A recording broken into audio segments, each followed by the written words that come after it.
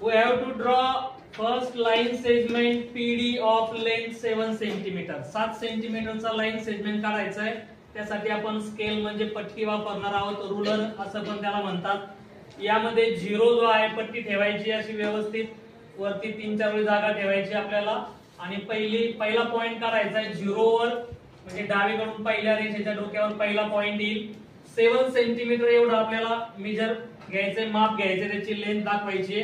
त्यामुळे दुसरा पॉइंट आपण 7 चा आकडा जिथं असेल त्या आकड्याजवळ जी मोठी रेषा येते खालपर्यंत, तिथे आपण त्या ठिकाणी हा दुसरा पॉइंट काढून घ्यायचा आहे.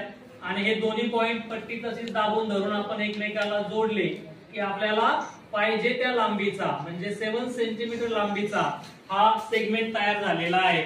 याला आपण नाव द्यायचे सांगितल्याप्रमाणे पीडी. पीडी हा सेगमेंट आपला 7 सेंटीमीटर लांबीचा मिळालेला आहे. आता आपल्याला याचा बायसेक्टर काढायचा आहे. परपेंडिक्युलर बायसेक्टर काढण्यासाठी आपल्याला कंपास वापरायला सांगितलेला आहे.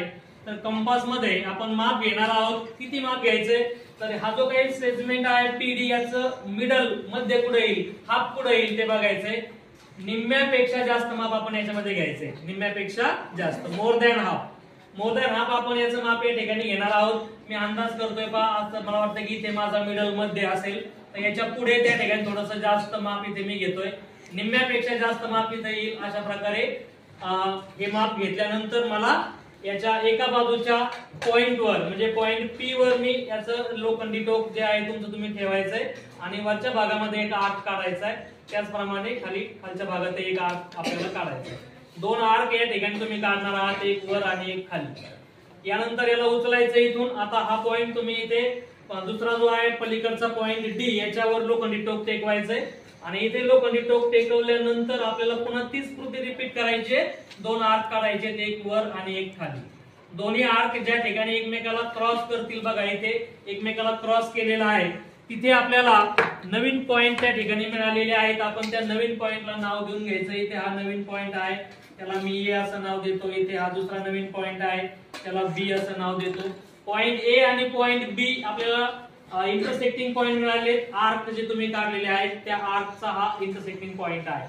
तर यामध्ये आपण हे जे 2 पॉइंट आहेत ते पट्टीच्या सहाय्याने आपण अशा पद्धतीने एकमेकाला जोडून घ्यायचे आहेत आणि एक लाईन उभी आपल्याला ड्रॉ करायची आहे. ही लाईन म्हणजेच आपला परपेंडिक्युलर बायसेक्टर असणार आहे. या लाईनच्या दोन्ही टोकाला आपण एरो दाखवायचे. या ठिकाणी आपल्याला राईट अँगलचा सिम्बॉल दाखवायचा आहे आणि मध्ये एक नवीन जो पॉइंट मिळालेला आहे त्याला पण आपण समजा इथे मी सी असं नाव देतोय. तर या पद्धतीने ए बी हा आपला